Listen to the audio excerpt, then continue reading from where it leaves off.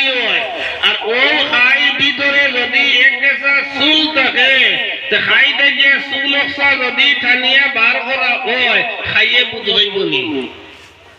1 কেজির আটার খাই বানাই যে সময় বাড়িয়ে যায় এই সময় তার কষ্ট এক জরাই তো নাই তার কারণ কি না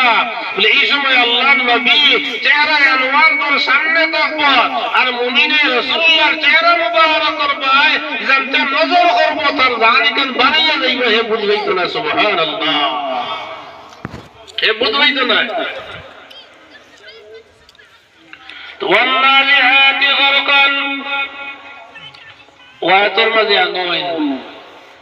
বন্ধ পানি ওখান যদি আখতা হলো ডাল এগু দেওয়া হয় আর ডাল দেওয়ার লগে লগে বন্ধ পানি দিলা স্রোত ধরিয়ে পানি ফুটেন বাড়িয়ে যায় অতি নষ্ট জেলা জালু ধরে জালু দিয়া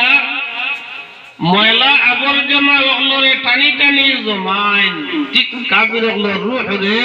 কোন ধরনের পরিষ্কার হলে টানি টানি এই সময় এত ভয়ানক হইব